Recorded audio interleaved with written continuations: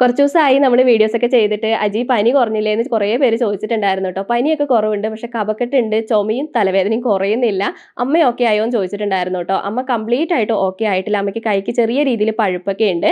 ഇപ്പോൾ പിന്നെ രാവിലെ നേരത്തെ എഴുന്നേൽക്കും കേട്ടോ. അച്ഛന് ജോലിക്ക് കൊണ്ടുകൊണ്ട് രാവിലെ എഴുന്നേൽക്കുന്നതുകൊണ്ട് തന്നെ ഇപ്പോൾ രാവിലത്തെ പരിപാടികളൊക്കെ വേഗം തീരുന്നുണ്ട്. ഇന്ന് രാവിലെ നമുക്ക് കഴിക്കാനായിട്ട് നീർദോശയാണ് കേട്ടോ ഉണ്ടാക്കുന്നത്. കുറച്ച് ദിവസമായിട്ട് ഇപ്പോൾ ഞാൻ നീർദോശ, ഗോതമ്പ് ദോശ അങ്ങനെയൊക്കെയാണ് കേട്ടോ ഒപ്പിക്കുന്നത്. ചപ്പാത്തിയൊക്കെ ഉണ്ടാക്കിയിട്ട് ഇപ്പോൾ കുറേ ദിവസമായി കേട്ടോ. പിന്നെ അന്ന് നമ്മൾ നീർദോശയുടെ വീഡിയോ ചെയ്ത സമയത്ത് അതിനകത്ത് തേങ്ങ ഇട്ടാൽ മതി എന്ന് ഒരുപാട് പേര് പറഞ്ഞിട്ടുണ്ടായിരുന്നു. ഞാനിപ്പോൾ തേങ്ങ ഇട്ടിട്ടാണ് ഉണ്ടാക്കുന്നത്. അതുകൊണ്ട് തന്നെ നല്ല ടേസ്റ്റും ഉണ്ട്.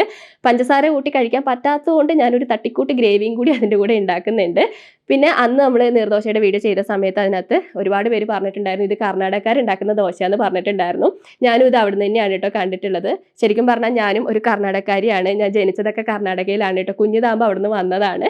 ഇപ്പോഴും അമ്മയുടെ വീട്ടുകാരൊക്കെ പിന്നെ കർണാടകയിൽ തന്നെയാണ് കേട്ടോ. അവരവിടെ ജനിച്ചവരല്ല, കേരളത്തിലുള്ളവരാണ്. അവിടെ പോയിട്ട് സെറ്റിൽ ആയതാണ്. പിന്നെ കേരള കർണാടക ബോർഡർ ഇവിടെ അടുത്ത് തന്നെയാണ് കേട്ടോ. അപ്പോൾ ദോശയൊക്കെ ചുട്ട് കഴിഞ്ഞിട്ട് അവിടേക്ക് ഒന്ന് വൃത്തിയാക്കിയിട്ട് ഞങ്ങൾ അപ്പുറത്തേക്ക് പോയി.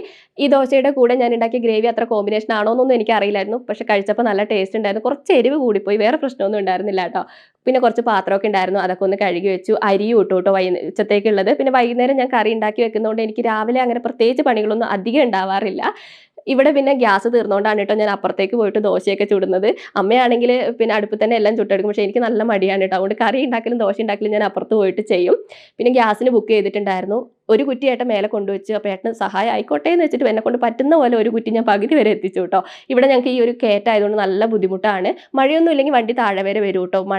മഴയുള്ള സമയത്ത് മേലെ വരെ കൊണ്ടുവെക്കണം. മേലെ എത്തുമ്പോഴത്തേക്ക് ചുമച്ച് ഞാൻ ഒരു വഴിയായിട്ടുണ്ടായിരുന്നു. ഞങ്ങളുടെ കയറ്റം ഞങ്ങൾക്ക് നല്ല റിസ്ക് ആണ്, നല്ല തെന്നലുമാണ് കേട്ടോ. അത് കഴിഞ്ഞ് വന്ന് കുറച്ച് തുണി ഉണ്ടായിരുന്നു അലക്കാനായിട്ട്, അതും കൂടി ഒന്ന് അലക്കിയിട്ടു കേട്ടോ. ഇവിടെ വാഷിംഗ് മെഷീൻ വാങ്ങുന്ന കാര്യം പറയുമ്പോൾ ഞാനാണ് ഏറ്റവും കൂടുതൽ ഉടക്ക് പറയാം. പക്ഷേ എനിക്കിങ്ങനെ വയ്യായിക വരുമ്പോൾ എനിക്ക് തോന്നുന്നു ഒരു വാഷിംഗ് മെഷീൻ ഉണ്ടെങ്കിൽ കുറച്ചുകൂടി നല്ലതായിരിക്കും എന്ന് എനിക്ക് തോന്നുന്നുണ്ട്. അപ്പോൾ അലക്കൊക്കെ കഴിഞ്ഞ് കഴിയുമ്പോൾ അമ്മ ഏലം പറിക്കുന്നുണ്ടായിരുന്നു കേട്ടോ. അമ്മ വയ്യാത്ത കൈ വെച്ച് ഏലം പറിക്കുന്ന കണ്ടിട്ട് ഞാനും കൂടെ പോയതാണ്. അപ്പോൾ ഒരുപാടൊന്നുമില്ല കേട്ടോ, 2 ചോടാണുള്ളത്. ഞങ്ങളുടെ വീട്ടിലേക്കുള്ള ആവശ്യത്തിനുള്ള ഏലം ഇവിടുന്ന് കിട്ടാറുണ്ട് കേട്ടോ. അപ്പോൾ അതിൻ്റെ ഇടയിൽ പപ്പായ പഴുത്തിട്ടുണ്ടായിരുന്നു. പഴുത്ത പപ്പായ ഞങ്ങൾക്ക് ഇവിടെ കിട്ടാറില്ല കേട്ടോ. കിളികൾ മൊത്തം കൊത്തിപ്പോ. അപ്പോൾ ഒരുവിധം പഴുത്ത പപ്പായ കണ്ടപ്പോൾ ഏട്ടാ അത് പറിച്ച് തന്നതാണ്. പിന്നെ താഴെ ഒരു ഏലത്തിൻ്റെ ചോടും കൂടി ഉണ്ട്, അത് ഞാൻ പറിക്കാൻ വേണ്ടി പോവുകയാണ് കേട്ടോ. സത്യം പറഞ്ഞാൽ ഇതൊക്കെ അമ്മയാണ് ചെയ്യാറുള്ളത്. ഞങ്ങൾ അങ്ങനെ പറമ്പിലേക്ക് ഇറങ്ങാറില്ല കേട്ടോ. വല്ലപ്പോഴും ഒക്കെ പറമ്പിൽ ഇറങ്ങുള്ളൂ. അമ്മയ്ക്ക് ഇങ്ങനെ വയ്യാക്കി വരുമ്പോഴൊക്കെയാണ് കേട്ടോ ഞങ്ങൾ പറമ്പിലേക്ക് ഇറങ്ങുക. അമ്മയാണ് കൂടുതലും ഇങ്ങനെ ഓരോ ചെടികൾ നട്ടിട്ടും ഓരോ സംഭവങ്ങൾ ചെയ്തിട്ടും ഇടയ്ക്ക് പണിയൊക്കെ ഒരുങ്ങി കഴിഞ്ഞാൽ അമ്മ ഇങ്ങനെ പറമ്പിലേക്ക് ഇറങ്ങാറുണ്ട്. ഈ ഒരു ഏലത്തിന് അത്യാവശ്യം നല്ല ഏലം കിട്ടാറുണ്ട് കേട്ടോ. ഇതേതോ നല്ലൊരു ടൈപ്പ് ഏലം എന്നാണ് അമ്മ പറഞ്ഞത്. അപ്പോൾ ഒരുപാടൊന്നും ഉണ്ടായിരുന്നില്ല കേട്ടോ, കുറച്ചുണ്ടായിരുന്നു. അതൊക്കെ ഞാൻ പറിച്ചെടുത്തു. അപ്പോൾ ഏലമൊക്കെ പറിച്ച് കഴിഞ്ഞിട്ട് ഞാൻ ഇപ്പുറത്തേക്ക് വന്നു കേട്ടോ. ഒരുവിധം അവിടുത്തെ പണികളൊക്കെ തീർന്നിട്ടുണ്ട്. അപ്പോൾ ഇവിടെ വന്നിട്ട് ഒന്ന് അടിച്ച് വാരി തുടച്ചിടാനാണ്. തുടക്കലൊക്കെ ഞാനിപ്പോൾ 2 ദിവസം കൂടുമ്പോഴേ ചെയ്യാറുള്ളൂ കേട്ടോ. അപ്പോൾ തുടക്കലും കൂടി കഴിഞ്ഞാൽ എൻ്റെ രാവിലത്തെ ഏകദേശം പരിപാടികളൊക്കെ കഴിഞ്ഞിട്ടുണ്ട്. ഇനി എനിക്കൊന്ന് കുളിക്കണം. തലമുടിയൊക്കെ കഴുകിയിട്ട് 2 ദിവസം ആയിട്ടുണ്ട്. അപ്പോൾ തലമുടിയൊക്കെ ഒന്ന് കഴുകണം. അപ്പോൾ ഇന്നത്തെ വീഡിയോ ഇത്രയേ ഉള്ളൂ. അടുത്ത വീഡിയോയിൽ കാണാം കേട്ടോ.